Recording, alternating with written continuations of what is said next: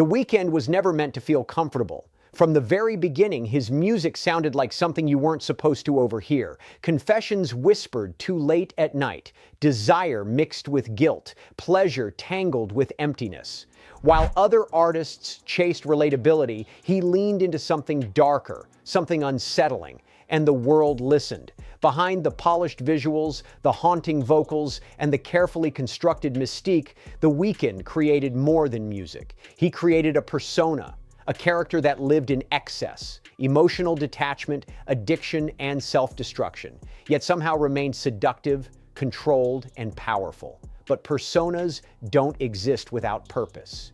They protect something, they exaggerate something, or they hide something too vulnerable to show directly. The question isn't whether The Weeknd's image is dark. The question is why that darkness resonates so deeply. Because personas aren't accidents, they're psychological responses. And when an artist commits to one this completely, it's rarely just an aesthetic choice. It's a survival strategy. This isn't the story of fame or success. It's the story of what happens when pain becomes identity. And identity becomes performance. And what it costs to keep playing that role. The persona didn't begin as a marketing decision. It began as distance. Before the fame, before the stages, before the world knew his name, The Weeknd was learning how to disappear emotionally, not vanish physically, but detach from expectation, from stability, from the idea that life was supposed to make sense early on. That detachment became the foundation.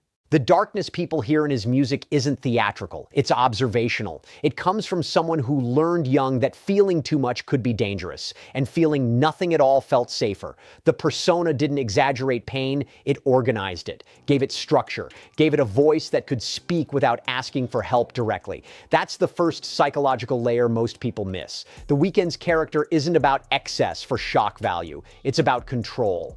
When chaos is internal, recreating it externally can feel stabilizing. Addiction, emotional distance, indulgence. These aren't just themes, they're coping mechanisms turned into narrative. By leaning into the role of the detached anti-hero, he created emotional insulation. If the character is hollow, then rejection doesn't penetrate as deeply. If the character is numb, then loss doesn't hurt as sharply. Pain becomes predictable when it's scripted. That's why the persona feels consistent. Consistency equals safety. The early anonymity mattered. Hiding his face wasn't mystique. It was protection. It allowed the music to speak without exposing the person behind it. In psychological terms, that's called selective vulnerability. You reveal emotion, but not identity. Confession without consequence. This is why listeners felt intimacy without access. The lyrics sounded personal, but they weren't invitations. They were walls dressed as windows. You could look in, but you couldn't touch. That separation gave him power. Power over narrative. Power over exposure.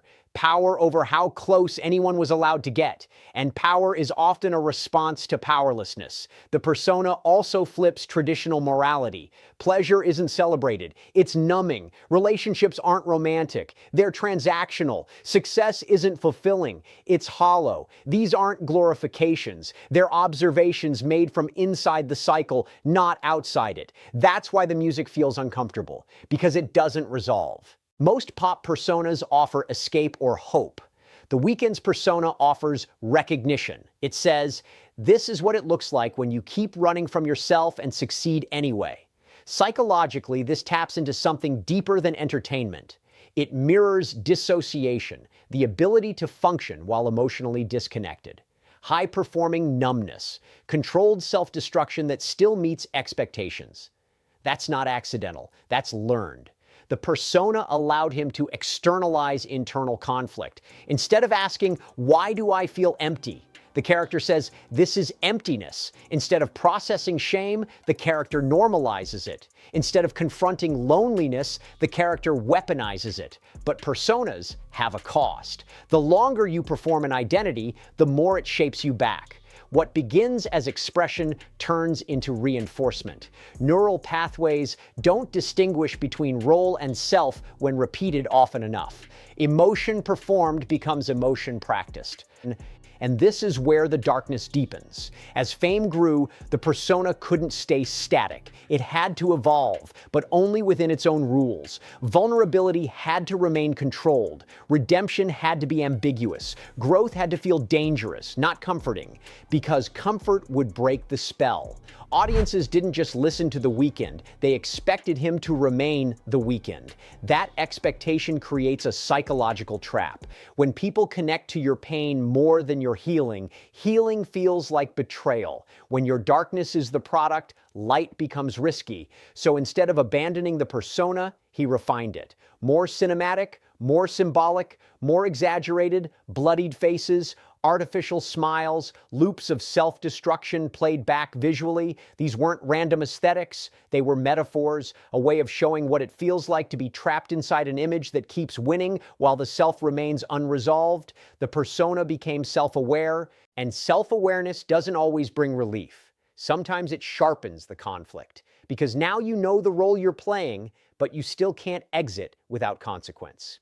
Psychologically, this is known as identity foreclosure. When one identity becomes so dominant that alternative selves never fully develop, you succeed early, deeply, and publicly in one role.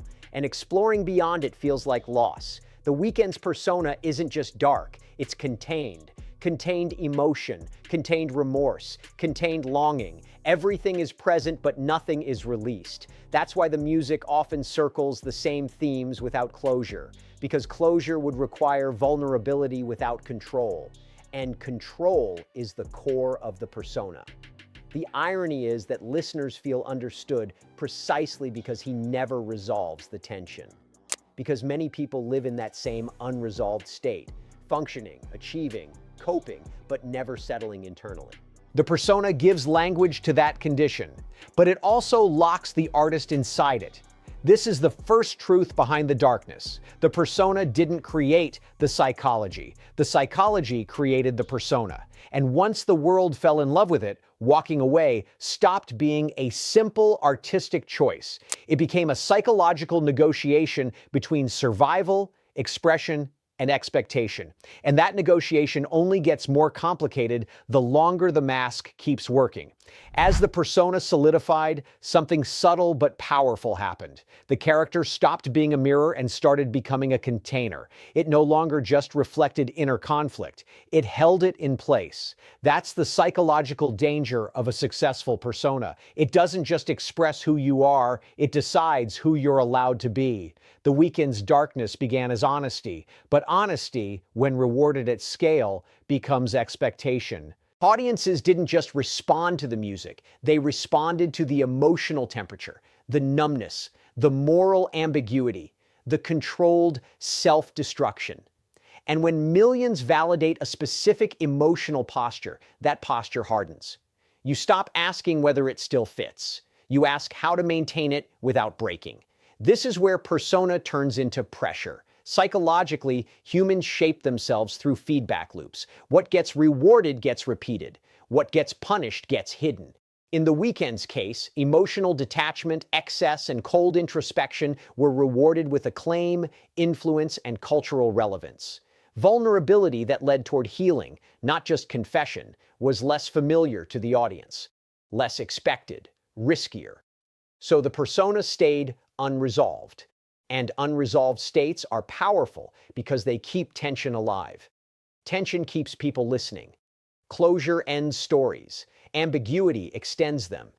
But living in ambiguity comes at a cost. The persona began functioning as emotional armor. If the character expects nothing, then disappointment loses its sting. If the character uses people before they can leave, abandonment becomes controlled. If the character numbs everything with excess, then pain never has to be felt cleanly. These aren't moral failures, they're adaptive strategies. Many people adopt them quietly. The difference is scale. When millions watch you cope, coping becomes choreography. You're no longer just surviving, you're performing survival. And performance requires consistency. You can't suddenly feel differently without confusing the audience that learned how to understand you through a specific emotional language. This creates a split. There's the internal self, changing, aging, processing, and the external self, frozen in time, rewarded for staying the same. Maintaining that split requires dissociation. Dissociation isn't about losing touch with reality. It's about partitioning experience, keeping certain emotions accessible and others sealed off. High-functioning dissociation allows people to succeed while remaining emotionally distant from what that success costs them. The Weeknd's persona thrives in that state. You hear it in the lyrics that circle guilt without repentance, desire without intimacy, loneliness without longing for repair. These aren't accidental themes. They're protective positions. They allow expression without surrender. And surrender is what the persona avoids most. As the career expanded, so did the theatricality. Visual narratives became more symbolic, more violent, more surreal. This wasn't escalation for shock. It was escalation for containment. When emotions can't move forward, they go deeper. When stories can't resolve, they become allegories. Bloodied faces, repeated cycles, public breakdowns that reset and replay. These visuals communicate something very specific. I know this is destructive, and I'm still inside it. That self-awareness is crucial, because self-awareness without change creates tension, not relief. It's like watching yourself from above, knowing what's wrong, but staying put. That state can feel sophisticated, even artistic, but internally, it's exhausting. The persona also reshaped how relationships were portrayed. Intimacy became transactional. Attachment became dangerous. Emotional closeness was framed as weakness or illusion. This wasn't nihilism, it was avoidance. When attachment leads to pain, detachment feels intelligent. Over time, that worldview becomes self-fulfilling. If you expect relationships to be hollow, you don't invest fully. If you don't invest fully, they stay hollow. And the belief reinforces itself. The persona teaches the self how to feel less. But here's the paradox. The more numb the character becomes, the more emotionally intense the audience's response gets. Listeners project their own pain into the music. They find catharsis in his restraint. They feel understood by his refusal to resolve. So the persona becomes a container not just for his pain, but for theirs. That's a heavy psychological responsibility. It means that changing the persona doesn't just affect the artist. It affects the audience's emotional relationship to the work. And when people use your art to regulate their own feelings, you feel pressure to stay where they found you. This is why personas are so hard to retire. They're no longer just identities. They're systems. Systems with expectations. Systems with emotional economies. Systems that punish deviation, even when deviation is healthy. So growth has to be disguised. Instead of healing, you get reflection. Instead of peace, you get commentary on chaos. Instead of integration, you get higher resolution dissociation. The persona becomes smarter, not softer. And that intelligence keeps it alive, but also keeps it intact. This is where the psychology turns inward, because now the question isn't, why am I like this? It becomes, who would I be without this? And that question is dangerous when your entire life has been organized around one answer. Identity foreclosure deepens. Exploring alternative selves feels like erasing a legacy. Letting go of darkness feels like betraying authenticity, even if the darkness was originally a response, not a truth. So the persona stays, refined, polished, self-aware, still dark. And from the outside, it looks like mastery. From the inside, it feels like maintenance. Because stepping out of the darkness doesn't just mean changing your music. It means changing how people recognize you. And recognition for someone whose early life lacked stability can feel dangerously close to safety, which is why the persona persists, not as a lie, but as a shelter that has outlived its original purpose. And shelters, once reinforced enough, are hard to leave, even when the storm has passed. By the third phase of the persona, the psychology shifts again. Not outward, but inward. The darkness is no longer just something being expressed or maintained. It becomes something that observes itself. And that's a dangerous place to live mentally. Because once you can see the pattern clearly and still repeat it, The conflict is no longer unconscious. It's negotiated. This is where the Weeknd's persona stops being reactive and starts being recursive. The character knows it's trapped. The character knows it's destructive. The character knows it's being watched. And yet it continues. Psychologically, this creates a loop where awareness replaces resolution. Instead of healing, you get commentary on the absence of healing. Instead of growth, you get sharper articulation of stagnation. This feels sophisticated, even brave, but internally, it can be paralyzing. Because insight without action doesn't liberate. It exhausts. At this stage, the persona functions like a controlled experiment.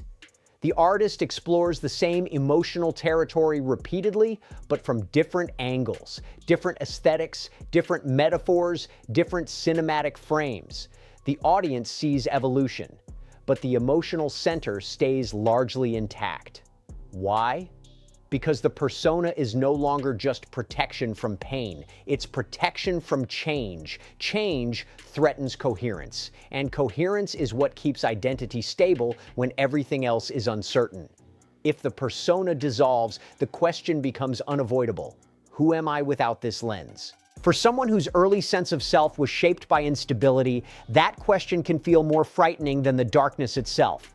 So the persona evolves in form, not function. This is where the imagery becomes increasingly symbolic. Not realistic pain, but ritualized pain. Masks, cycles, artificial smiles, public self-destruction staged with precision. These aren't cries for help. They're representations of a mind that understands its condition but doesn't yet trust an exit. Psychologically, this resembles what's called ego-syntonic distress. The suffering feels aligned with identity. It hurts, but it feels familiar. And familiarity often feels safer than uncertainty, even when it's painful. The Weeknd's persona doesn't just accept darkness, it organizes life around it. That organization creates a strange sense of control. When you expect emptiness, you're rarely disappointed. When you frame intimacy as transactional, vulnerability never surprises you. When you normalize numbness, emotional absence doesn't feel like loss, it feels like baseline. This worldview is coherent, but coherence isn't the same as health. The audience often mistakes this coherence for authenticity, and in many ways it is authentic to a certain chapter of the psyche. But authenticity frozen in time becomes confinement. You stay true to a version of yourself that existed for survival, not fulfillment. That's the psychological bind. And the more successful the persona becomes, the harder it is to renegotiate that truth. Because success reinforces the idea that this version works. It pays, it resonates, it wins. And winning makes questioning feel unnecessary, even irresponsible. So the persona continues, now with irony layered on top. Irony is important here. Irony creates emotional distance. It allows the artist to acknowledge the absurdity, the excess, the emptiness, without stepping out of it. You can critique the system while still operating inside it. You can show awareness without changing behavior. This is a sophisticated defense mechanism. It says, I know this is hollow, but I'm choosing it anyway. But that choice isn't always free. It's shaped by audience expectation, by career momentum, by fear of losing coherence. The persona has become an ecosystem, and ecosystems resist disruption. Internally, this creates emotional fatigue, not sadness, not despair, fatigue. Fatigue from repeating the same emotional postures. Fatigue from always circling pain without landing somewhere new. Fatigue from being recognized for your darkness more than your wholeness. This is where the persona starts to feel heavy. The artist isn't drowning, but he's carrying weight that no longer transforms into insight. It just sits there, dense, familiar, demanding upkeep. And upkeep is the key word, because at this point, the persona requires maintenance. It requires staying within emotional boundaries that no longer reflect the full internal landscape. It requires suppressing impulses toward softness, toward integration, toward repair, because those impulses don't fit the established grammar of the character. The grammar matters. Audiences learn how to read an artist. They learn what emotions to expect, what silences mean, what darkness signifies. When you change the grammar, you risk being misunderstood. And misunderstanding at this level feels like erasure. So the persona stays dark, but more self-referential, more aware, more symbolic. This creates a strange duality. The artist is emotionally intelligent, but emotionally stalled. Able to articulate pain beautifully, but unable to move past it publicly. Able to analyze numbness, but not yet replace it with something else. Psychologically, this is limbo. And limbo is deceptively comfortable. There's no collapse, no crisis, no forced reckoning. Everything functions. The machine runs. The audience applauds. The work remains compelling, which means there's no external pressure to change. Change then has to come from within. And internal change is hardest when the external world keeps rewarding the old structure. This is why the darkness persists. Not because it's fake, not because it's exaggerated, but because it's been reinforced long enough to feel like home. The persona is no longer a mask hiding the self. It's a room the self learned to live in. And rooms, once furnished and familiar, are hard to leave, even when the door is open. This is the third psychological truth behind the persona. The darkness isn't just pain on display. It's a system of emotional organization that once protected the artist and now quietly limits him, not by force, but by familiarity. And familiarity, when it replaces growth, becomes the most subtle cage of all. At some point, the question stops being why the persona exists and becomes whether it still needs to. This is the final psychological tension behind the Weeknd's darkness. Because personas that begin as protection don't announce when they've outlived their purpose. They don't crack suddenly. They don't fail dramatically. They keep working just well enough to delay confrontation. And delay, when rewarded, can last a very long time. For the Weeknd, the persona succeeded beyond its original function.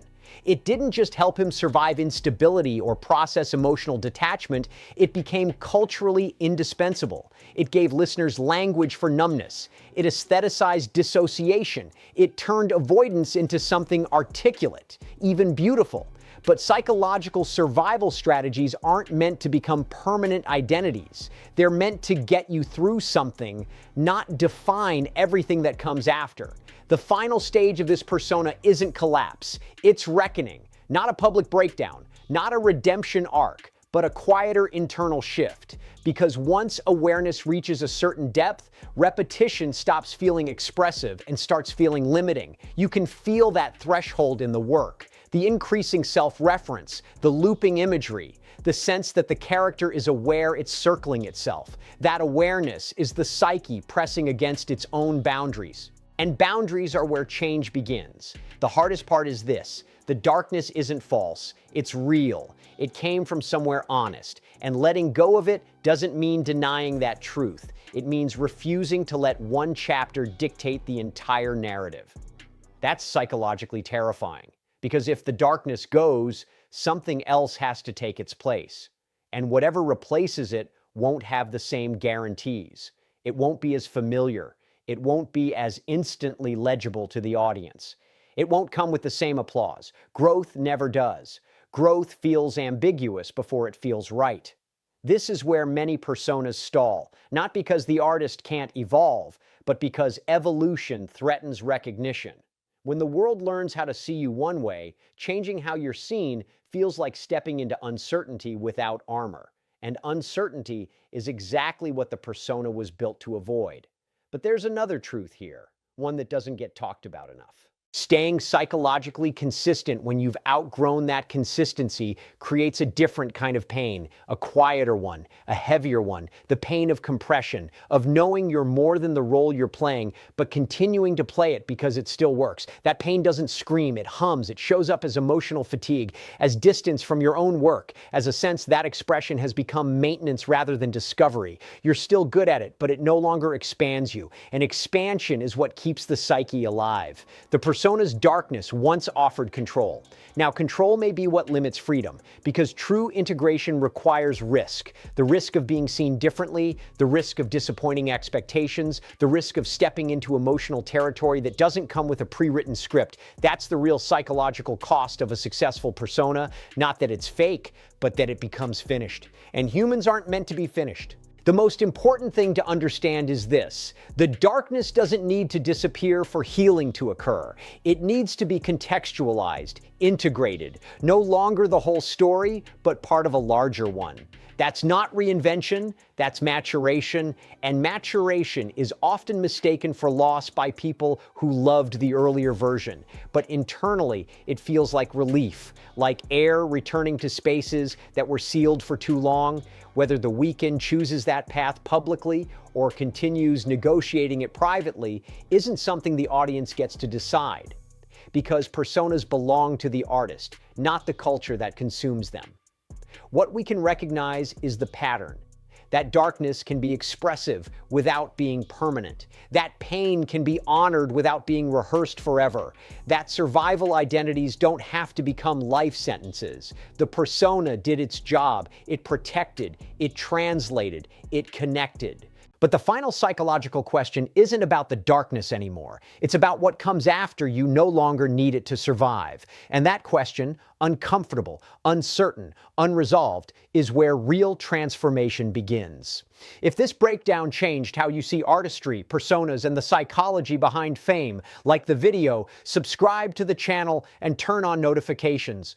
We don't just analyze music, we explore the minds behind the masks.